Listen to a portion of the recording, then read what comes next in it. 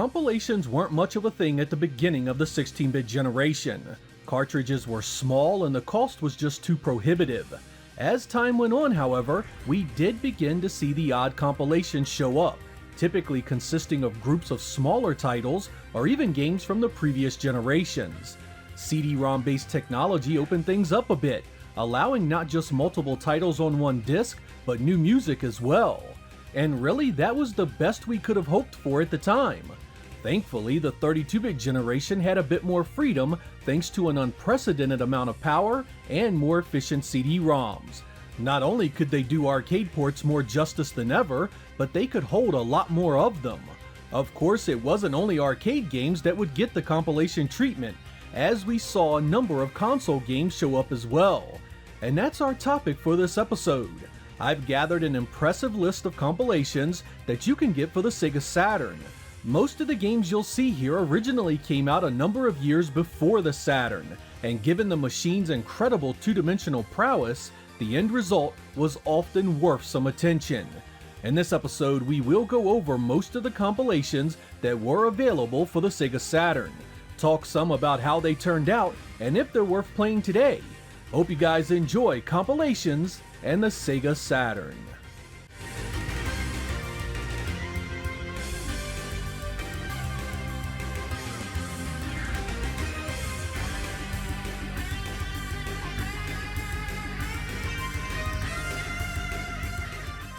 In 1998, the Capcom Generation series of games began releasing, containing some of the developers' most popular games from the 80s and early 90s.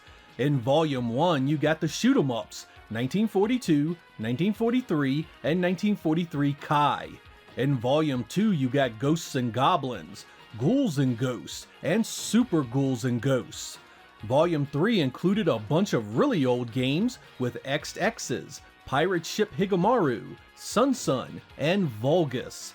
Volume 4 had 3 run-and guns, Commando, Mercs, and Gunsmoke. The final volume was number 5, and it had Street Fighter II The World Warrior, its upgrade Champion Edition, and its upgrade Hyper Fighting. The quality of these ports is overall excellent, but does come with some things you should know.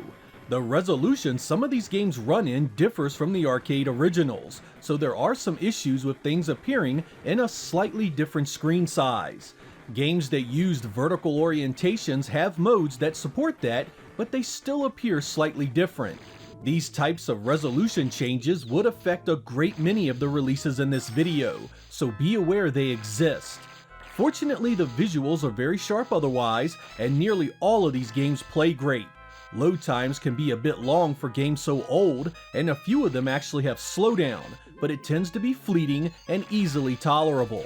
These can be fun if loaded onto an ODE or played from a burned disc, but if you are searching for accuracy at home, I advise sticking with MAME. My favorite of this bunch is definitely the Street Fighter disc. It looks and plays great, and if you are a fighting game fan that owns a Saturn, it's a great trip down memory lane. To be frank, however, by the time these releases hit in 1998, Capcom had a ton of games from the late 80s I would have much rather have seen.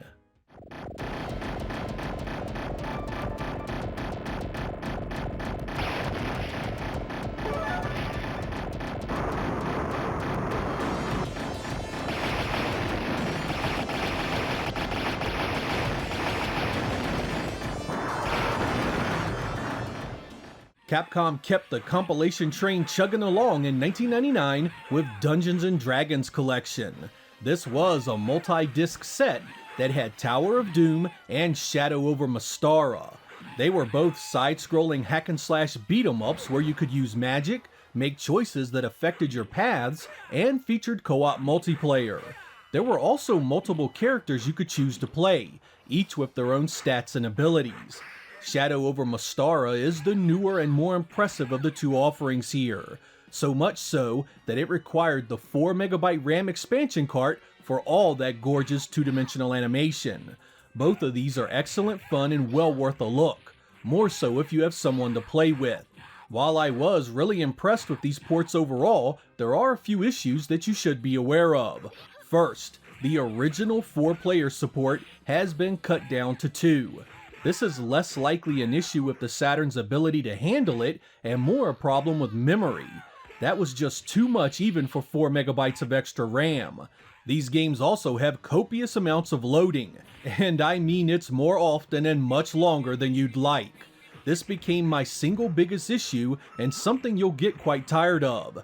Even so, you really have to admire Capcom trying these games during that generation, and it was the Saturn that got the call to do it.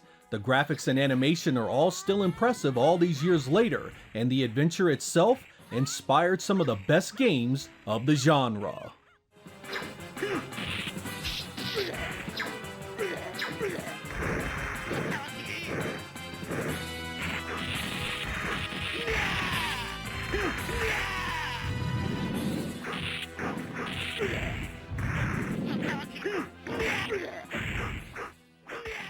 Falcom and JVC came together in 1997 to release Falcom Classics, a group of RPGs previously released on various platforms, but redone here to take advantage of the Saturn's increased capabilities.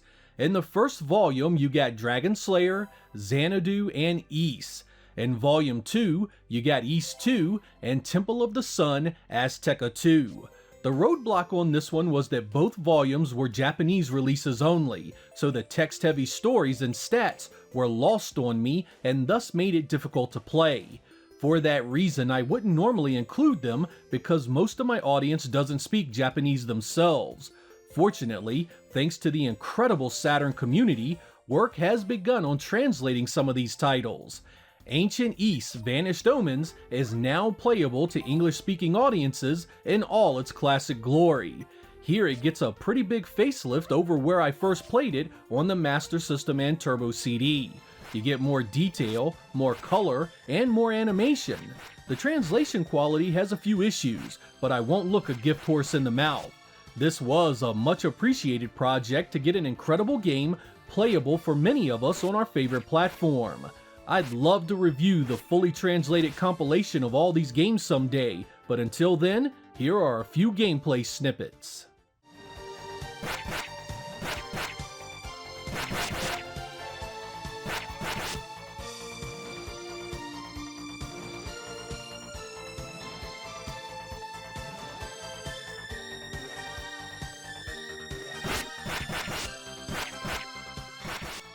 Konami released the Gradius Deluxe Pack in 1996, a combo of Gradius and Gradius 2. These are two incredible shoot-'em-ups that I really loved back then. Both do a great overall job of recreating the arcade experience. I always enjoyed the power-up system in these titles. Being able to choose what you wanted and not being locked to a certain weapon icon was quite refreshing. If you wanted to concentrate on your ground attacks first, you could do that. These games also had some fantastic soundtracks. They really fit the mood of a shooter like this. Visually, both were among the better looking titles at the time of their releases. Big levels, big enemies, and death and destruction everywhere. There are some tweaks here and there to the Saturn versions on this disc, including a new CGI intro, but they both are otherwise spot on in terms of gameplay. The second game here is nasty difficult in spots, and they have that old design frustration of a death setting you back a bit. Still, these were really important additions to growing the genre into what it became years later. Both are absolute must-plays.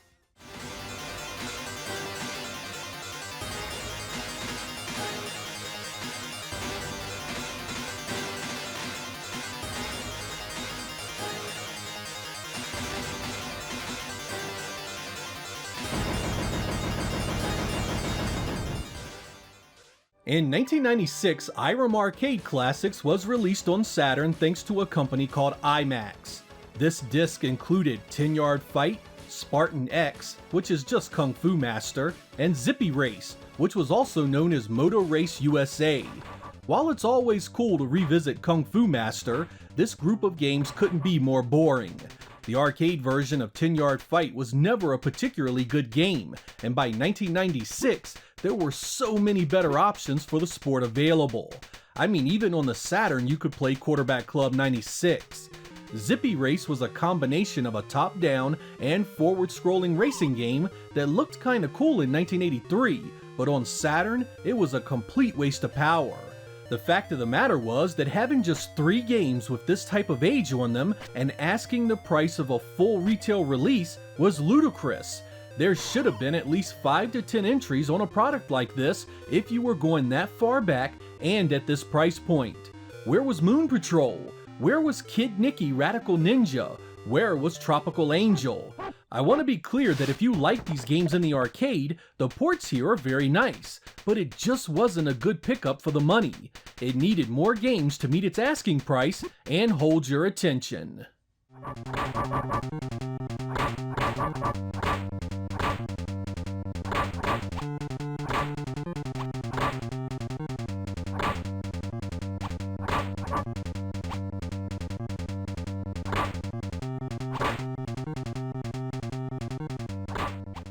In 1998, Konami took its 3 PlayStation Antiques MSX collections and combined them into a single package for the Saturn called Konami Antiques MSX Collection Ultra Pack. This was a group of 30 titles that originally showed up on Microsoft's MSX computer in Japan. And man, this is how you do a collection of really old games. You load it down with so many options, the replay value is there on sheer variety alone. Of course they all look and play accurately, but I really wish that Konami had added some quality of life improvements in the form of a smooth scrolling option in the settings. Most of these titles are choppy as can be and do not scroll well at all. Some are even slideshows. Fortunately, there are a few forward scrolling choices that are easily the darlings of the bunch. These are still quite playable and look as good as anything on the NES or Master System. The strength of this one is undeniably the number of games you get.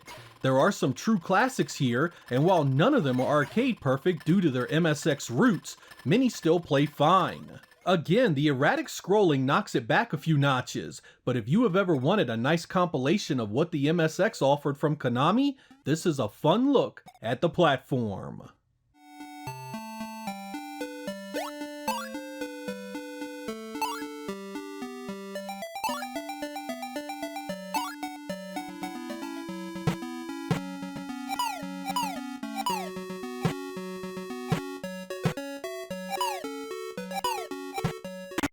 Midway had to of course get a compilation or two out, and we'll start with arcade's greatest hits, the Atari Collection. Here you get Asteroids, Battle Zone, Centipede, Missile Command, Super Breakout, and Tempest. These Atari arcade ports had some serious age on them, but Digital Eclipse did an excellent job bringing them home. It could have included a few more releases given the price point, but at least they weren't as stingy as the Irem Collection we looked at earlier. What's interesting about this one is not the game list itself, but rather the peripherals it supported. Despite not being released in Japan, it had full support for the Saturn Mission Stick, the Saturn Shuttle Mouse, and the Saturn Floppy Disk Drive. While the sound and visuals are about as old school as you can get here, the gameplay is spot on, and you have many options to really take advantage of your control method of choice. There's a number of you that just can't go back this far, but for those of you that can, this is an excellent representation of Golden Age arcade goodness.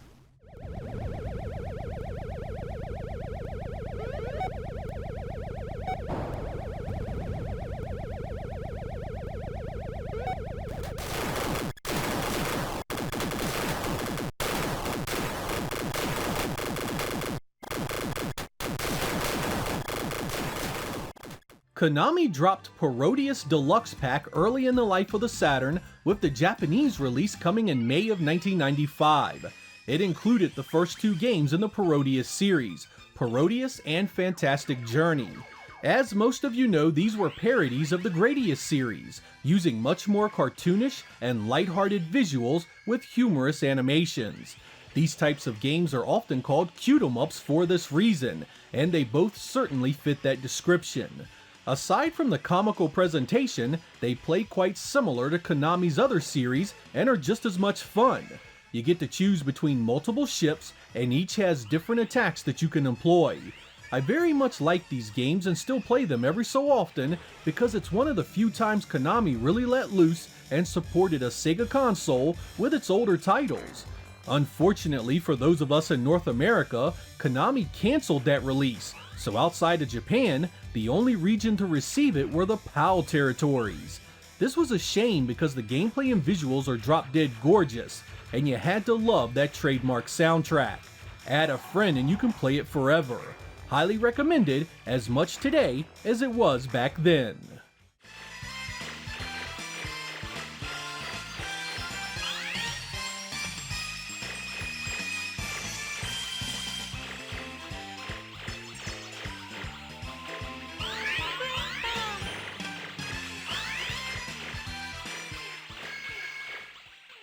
My favorite of the Konami compilations was definitely Salamander Deluxe Pack Plus.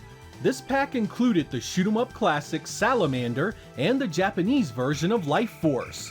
For those curious, the original Salamander had been changed for its North American launch and called Life Force. This included some visual and story changes that put the setting inside an alien life form. The Japanese take on this version introduced a Gradius-style power-up system as the biggest change.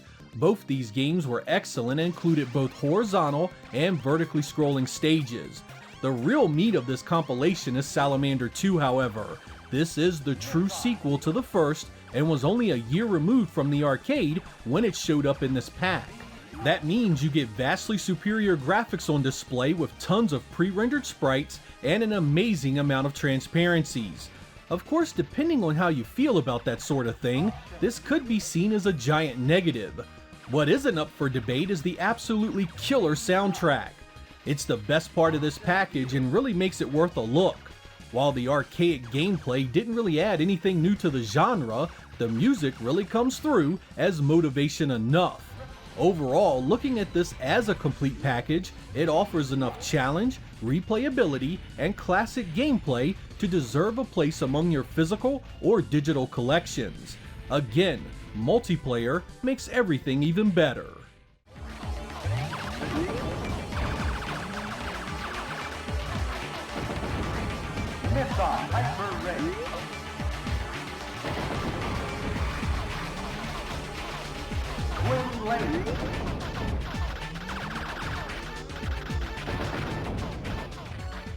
Sega sported mad wood for the Column series in the 90s, so it was no surprise that Column's arcade collection showed up on the Saturn in 1997. You got the original Columns, Columns 2, Stack Columns, and Columns 97. This was, for better or worse, the very best the Column series offered up till that point. You guys have played these games plenty, and you already know whether you enjoy them or not. There's nothing I can really add beyond they are indeed pretty much arcade perfect, and they play exactly like they should. Columns 97 was an STV Titan arcade port that was only 9 months removed from its original debut. If you love puzzle games, this does offer quite a bit, but if you played one Columns, you've played them all. At least it sure seemed that way.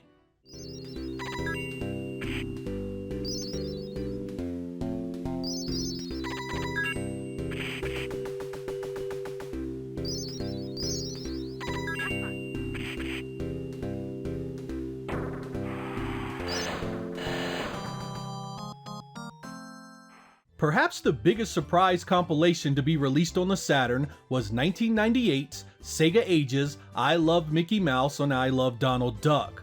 This was a package deal for the Sega Mega Drive versions of Castle of Illusion and Quackshot.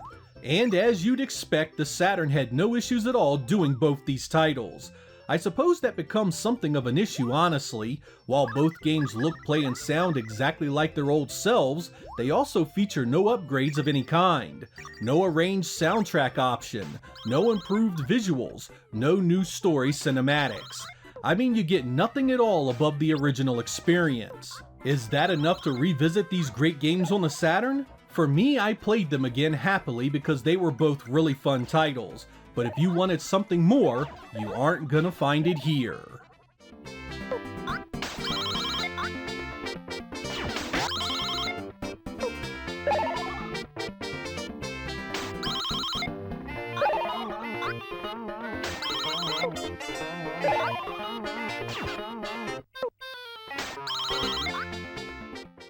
This ends part 1 of our Sega Saturn Compilations episode. Part 2 is already done and is ready for your consumption. Check the description of this video for an easy link to check it out. I'm Sega Lord X, thank you guys for watching, and I will catch you next time.